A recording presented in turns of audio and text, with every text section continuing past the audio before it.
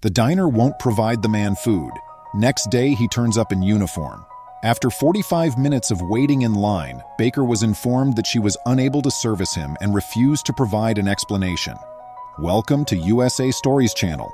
Do not forget to subscribe and activate the bell button to receive all new updates.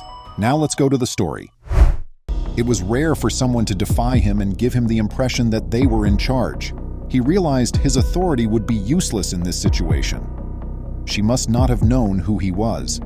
He was looking forward to seeing her expression when she recognized who she was dealing with. He was all set for his vacation day.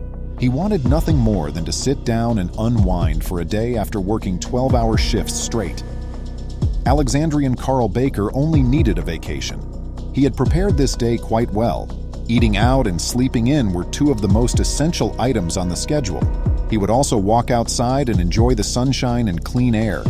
Then he'd watch TV and crack open a cold one come nightfall. Baker was startled awake by his dog leaping on him. He saw the sun coming through the drapes when he opened one eye. It was already beyond 12. Grinning, he dressed. While preparing his own coffee, he considered the next item on the schedule. He gave it some thinking and went to the neighborhood diner. It was somewhere he had never had time to visit. Apparently, though, the meal was excellent. He had no idea how much he would regret getting there. He was staring at with shady stares from others. Someone hadn't given him that kind of gaze in a long time. Usually, people regarded him a little differently when he was in his job uniform, but in this case, nobody knew who he was. Baker entered the restaurant and moved to the rear of the queue. As he waited, he could feel his appetite rising. He made up his mind after taking a peek at the menu. The minutes ticked past.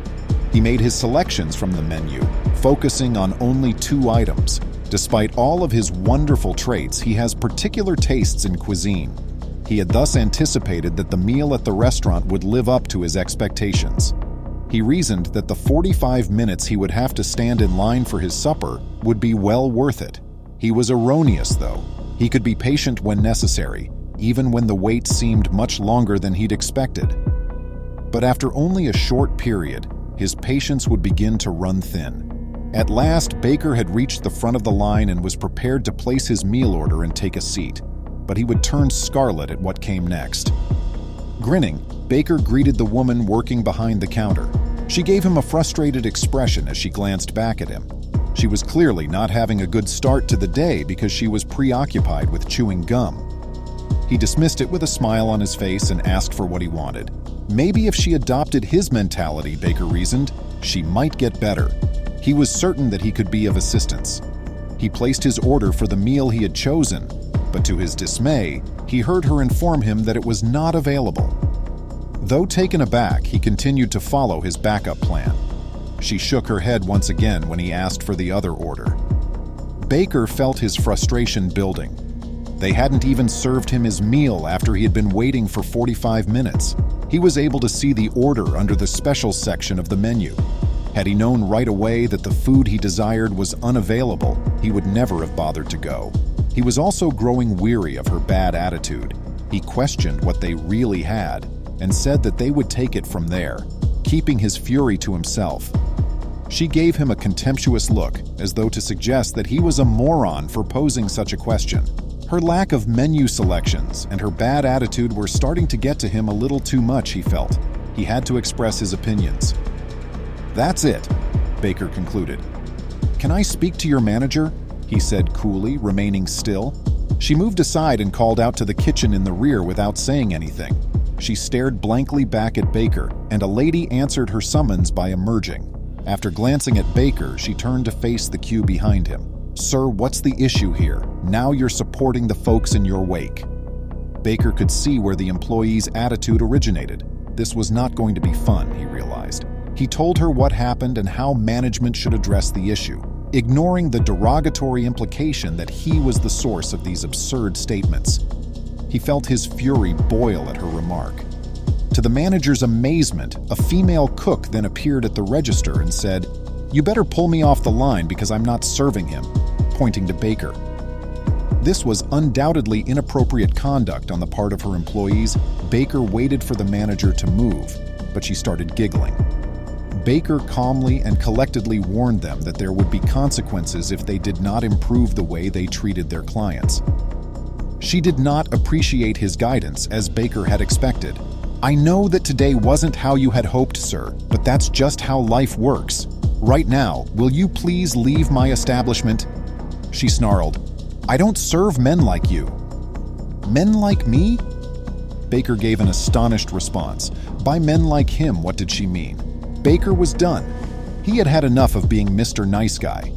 He informed her that he was speaking out for her own benefit and restated his reason for speaking with her in a more authoritative tone. He now insisted that she clarify her meaning when she said that guys like him. But the next thing she did would dispel any doubt about revenge from his mind. She seemed belligerent and cold-blooded. "I don't have to justify my intentions to anyone.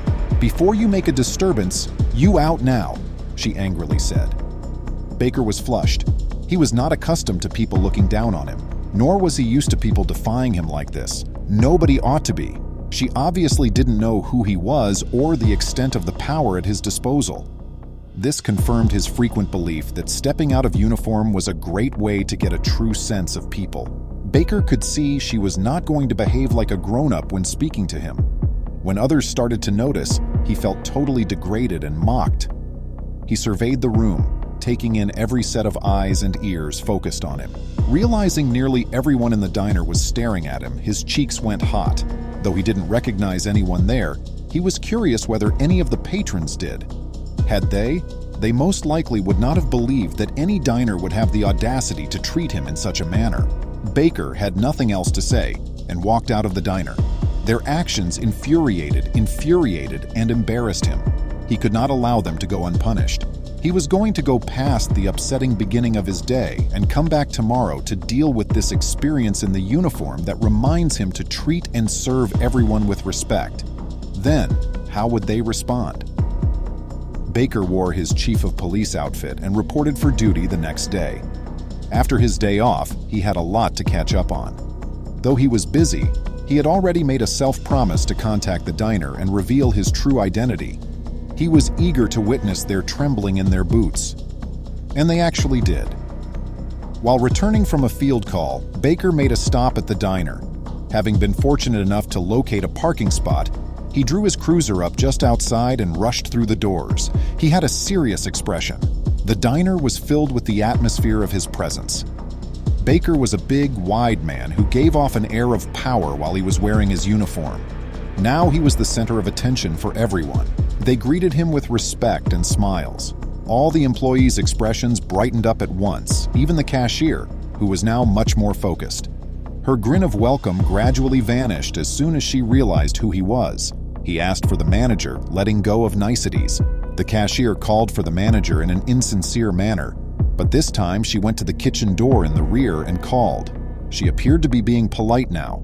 Baker stood clutching a radio gadget in one hand and his belt in the other.